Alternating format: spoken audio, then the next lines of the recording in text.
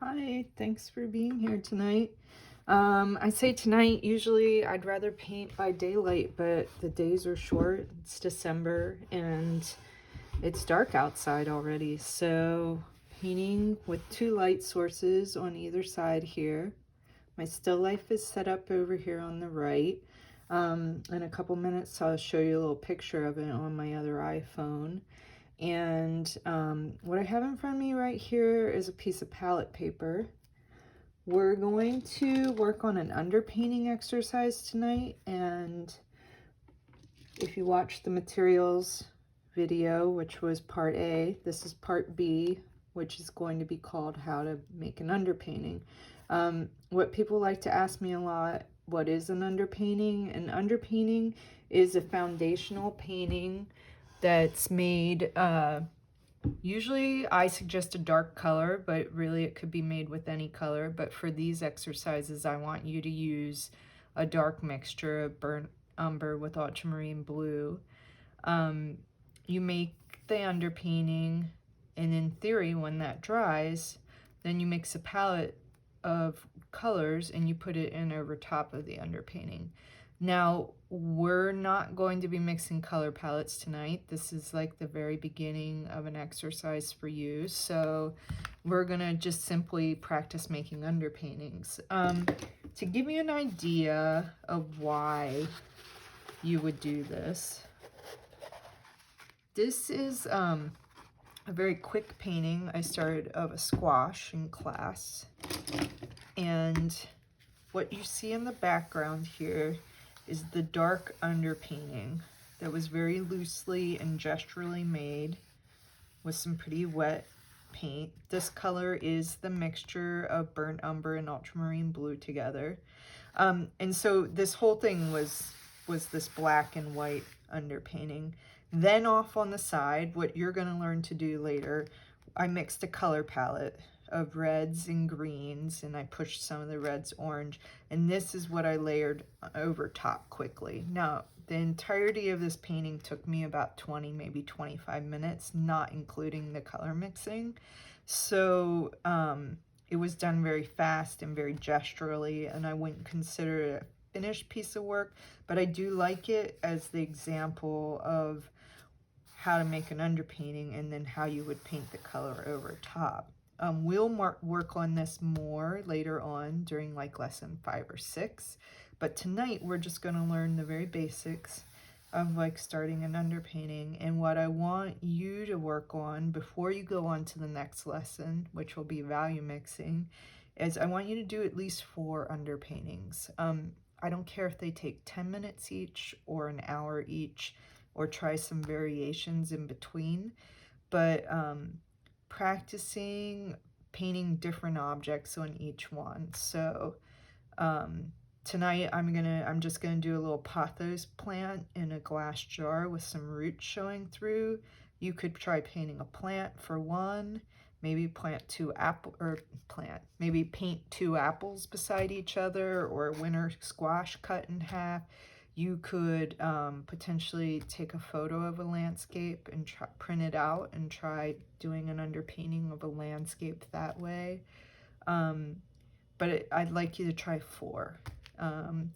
This paper is a little bigger than the paper that I'm going to paint on. I believe that the one that I have set up for tonight's class is 12 by 16 inches. The one we were looking at was probably 16 by 20 inches.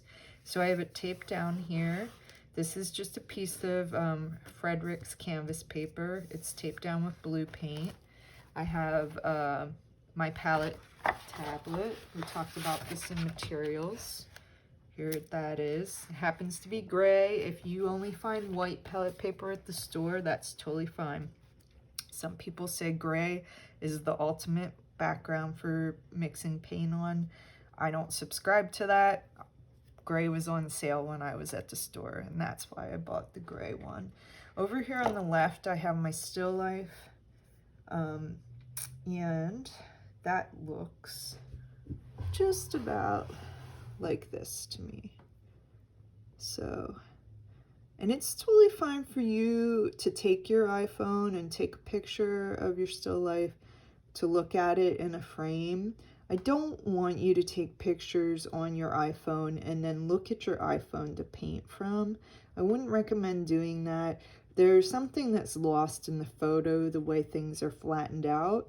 I simply took the picture because it's easier for me to record like that. So you can see that this little pothos plant in a jar that's rooting, I can see that over on the left here. And that's what I'm going to make my painting of. So first, we're going to take some ultramarine blue and some burnt umber. We're going to mix those together with a palette knife. I usually try to put out equal amounts, and sometimes the lids of the paint get stuck on there. I didn't expect that to happen right now. I don't know if I have pliers handy. Sometimes tapping on something, oh yeah, that did it. It broke it open, made it super easy. So let's see if this one's gonna be as hard. Uh-oh. I hadn't bargained on that before I set this video up.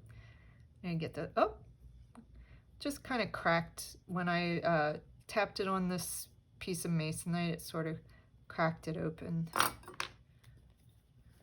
Made the lids easier to get off. So try putting out equal amounts of ultramarine blue and burnt umber. And then if you remember, I had mentioned that we're not going to use black paint. So you'll see, I always am, even after all these years of teaching, I'm still surprised that mixing these two together makes a darker color than they do individually. I think that's pretty neat. Now, generally I think brown is a little more, has a denser, darker pigment than the ultramarine blue. So this mixture might lean a little brown, and that's totally fine. Most importantly, I just want you to have a dark color. Notice I don't just mix this like once, twice, 3 times. There's a lot of mixing and scooping. This is probably a little bit more paint than I need to do one underpainting on a piece of paper that's 12 inches by 16 inches. But as you remember toward the beginning of this talk, I had said I want you to do 4. So I also suggest doing at least 2 in a row. I don't feel like you have to set up 4 different times to make an underpainting. I just want you to try to take an hour and a half or 2.5 hours to try to do 3 or 4. The repetition and the practice, each time you address a new painting, you don't have to think about making a finished painting. You're just thinking about making the exercise of like what you would build a painting onto. So it doesn't matter if you feel like it was a failure or an accident, or you wished you would have done this differently or set it up differently. Mostly what's important is that you just get the muscle memory of how to start a painting. So try not to beat yourself up about it or pick it apart or feel like where all the failures are. Just look at each painting and think about, what did I like more about this one than that one? Like, what worked about it? How did I have my still life set up? What was the light for that? Do I like painting fruits better than empty glass jars? You can take those kind of things into consideration and try painting a few different objects during this week. I'm pretty happy with this, and as I'm painting it, I realized I didn't set up any rags for myself. So I'm gonna have to grab a piece of fabric or paper towel to clean off this palette knife, and I'll be right back.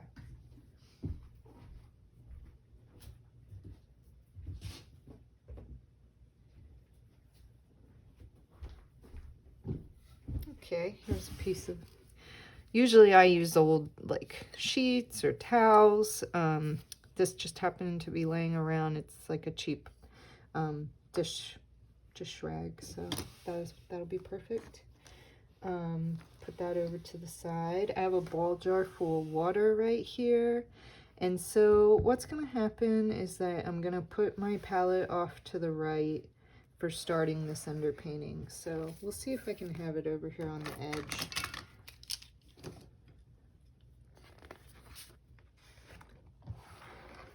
I don't want it to be in the way of my actual demonstration, and sometimes what I'll have is like another table or stool off to the right hand side, and I lay my paint over there. So my paint's over here. I've grabbed a few brushes. I have a filbert around. This one's right out of the package, so you can see that it's a little bit stiff, and I'm just loosening that up, and already it's starting to like fray a little bit. This is also a filbert, but with a white sable, whereas these are bristles. And then this is a little smaller, wider brush, nice and flat. So I'll put these over here on the side. It's not that warm in here right now, so I don't have to add any of this retarder to my paint, but if I was mixing a big color palette, I'd probably be adding some of this to make the paint dry slower. I used blue painter's tape, masking tape, to hold this down and tape it onto a masonite drawing board. You can buy a masonite drawing board at an art store. You can also go to like a lumber store and have them cut masonite into pieces for you to tape to. And so I'm gonna get started. I'm looking over here at this pothos. I think in a later demo, I'll be doing some gesture and contour drawing, and I am going to talk about that a little bit as I'm working into this, starting with this filbert. Number's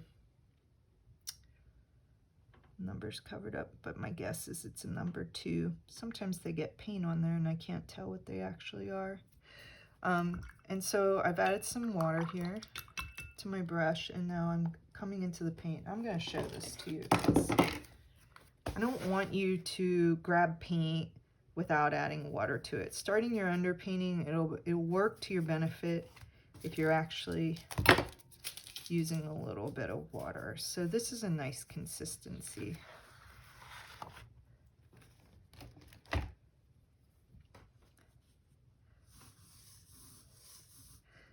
Now, this is a much smaller size canvas than I usually work on. And so having to paint an object smaller than life can be tough for me. And I'm already running into that. And also I might have turned it horizontally if I had been thinking it through. But the nice thing at this point is that you can kind of wipe out. You're like, oh, I started this composition and I'm not so happy with how it was going. So there's a few things I could do. I could look at my pothos plant over here and use my hands like a framework and be like, maybe I just want to focus on the leaf shades.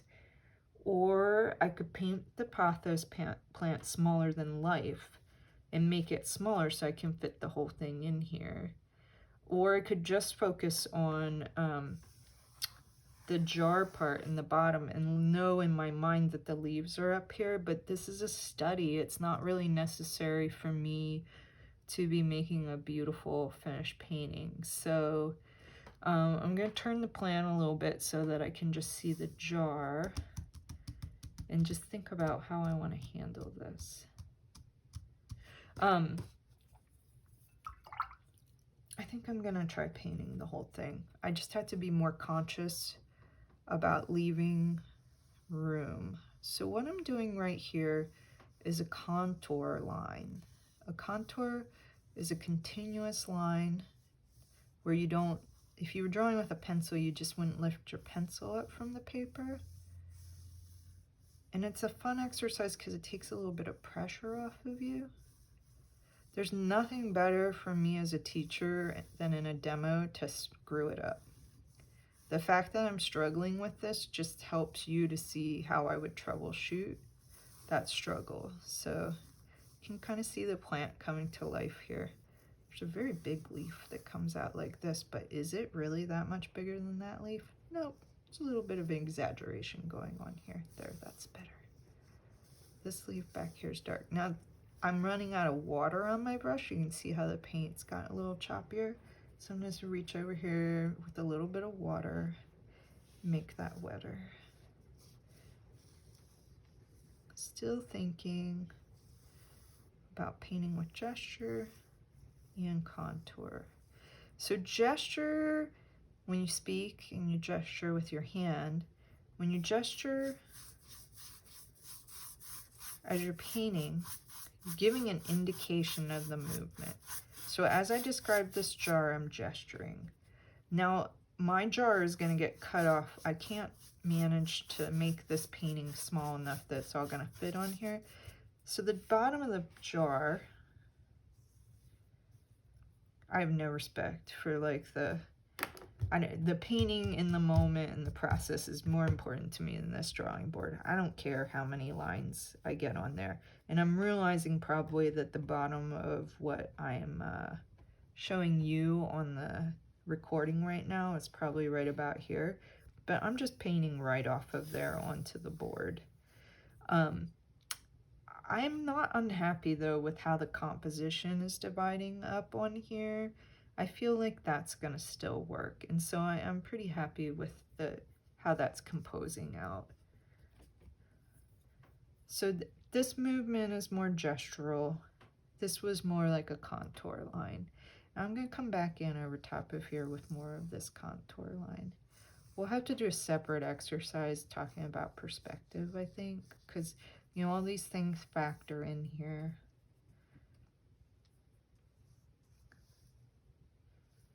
So here's the ball jar, and then I can see the water lines right about here. It comes back like that.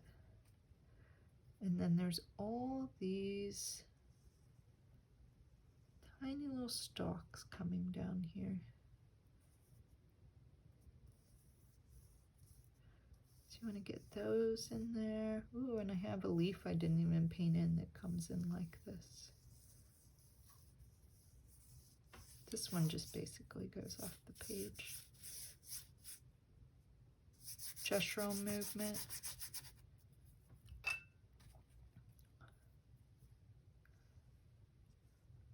More contour. Think of those lines as contour.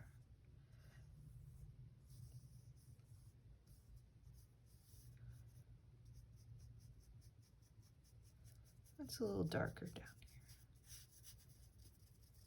Now, there's all this background around the plant. And for what I can see, I mean, there's a little bit of shadow, there's some pink, because I'm looking at a green plant and a ball jar on a background. I like how this is divided up. So now I'm assessing proportions. I'm like, is this leaf to this leaf? And so right out here, this leaf is a little bigger. And when I made this one come off the paper, I feel like that was more balanced. And so I think you can see this like coming out like that.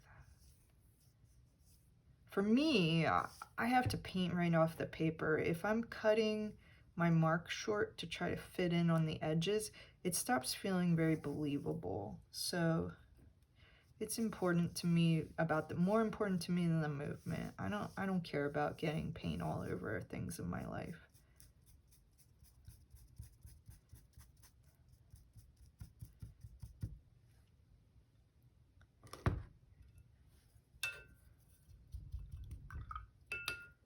I like the shape and flow of what I did on here. And as an underpainting, that could be it, that fast. Because this is just like the foundation. Think about building a house and digging out for the basement. You don't expect your basement to look like a house with finished windows. So in this background, I don't want to just leave it white back there. And I don't really care that much about the few folds of fabric that I can see. I care more about establishing that, yes, there is matter, there's space behind this plant, there's some atmosphere. So the story I'm telling doesn't have to have like a lot of distracting details. I just want there to be something there holding that presence of where the plant's sitting. So I'm just going to take a minute here and come in.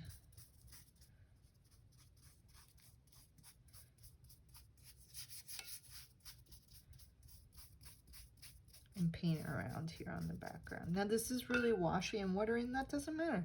Because this would all, you know, if we were going to paint color in over top of this painting, this would just be a backdrop, and then we would be layering color over top. We'd be coming in on this plant and putting in all kinds of different green shades and layers. So it doesn't matter that it's not finished. It's actually, for this exercise, just about the process of learning how to start. And so it's one thing I like to do before I say, is that, am I going to be settled with this underpainting, is I'll squint at my paint, or at my object I'm looking at, and I'm like, well, is there any other marks? Notice I also flipped to a bigger brush when I was like out around here. But I'm like, is there any other like marks? I'm like, well, there's some little more roots in here. It's a little darker in here. I might as well get some of that in there before this dries more. Oh, I like that. And then over here, it's quite dark, so I'm using a little bit of thicker paint. And then maybe squinting at the leaves and being like, well, there's a line back here for this leaf. The light's hitting it.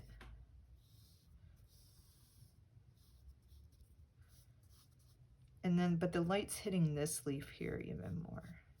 So leave that one paler. And then this leaf right here is quite dark. The light, for some reason, just isn't really hitting back there as much. And then I see a darker leaf right here, and this is the lighter one on top of it. And squinting at this is darker across here. And this leaf underneath is also darker. So just evaluating some of the darks and lights.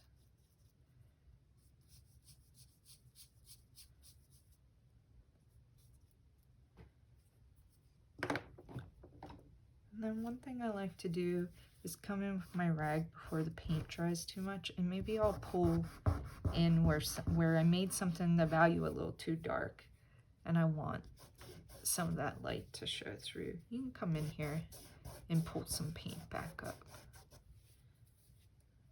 Or maybe I decide, well, I put these darks in on the leaf, and now I'm not so happy with how dark the background is. I feel like it takes away. These aren't rights or wrongs. They're not decisions that you're making because, oh, you're supposed to always do it this way. These are choices that you get to make as you're telling your story. Like, I'm telling a story right now on this piece of canvas paper about a pothos plant. And I decided that maybe the plant would be better highlighted if I wiped away all these dark marks I made. But it wasn't a problem that I made these dark marks. The actual wiping away process for this background is creating a more interesting story, I think, at least, than it was before. Like, I like this atmosphere in the background, so I'm not like, oh, I made a mistake and I'm having to fix it. I'm thinking to myself, oh, what'll happen if I do this as an experiment? I can always put the black paint back in if I realize I like that more.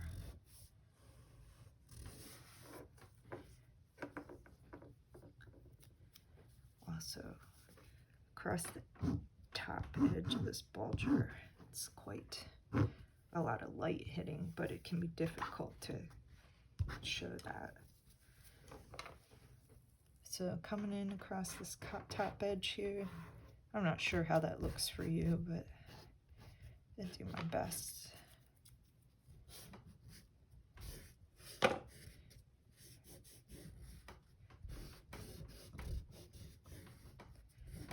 Okay, this is working out well. So this is, you know, this is your homework. I want you to try to do, you know, 3, 4 of these before you move on to that next lesson. And don't be too hard on yourself. Just try to be playful with it and let yourself make mistakes. Sometimes, I don't know how well this will work, but I like to take the end of my brush and scrape in when there's like a white line I want to pull in. I didn't like that brush end, how it worked so much. So let's see if we can get this one. Oh, there we go.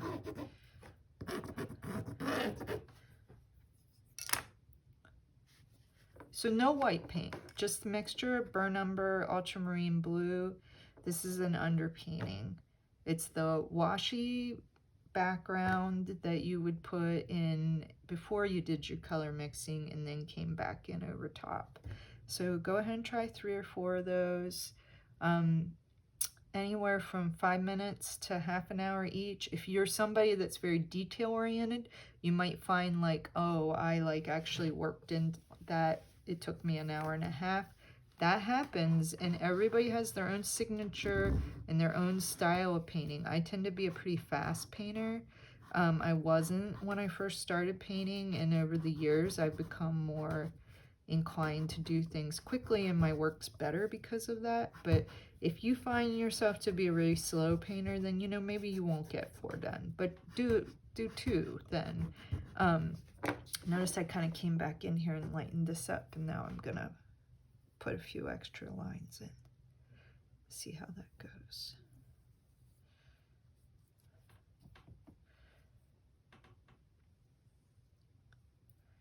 Also, if you finish your underpainting and you don't like it, just assure yourself with this would all get covered up anyway. You're not having to make a masterpiece. You're just doing a process exercise on learning how to describe things. So there you go. Thanks for being here today, and good luck with your next step.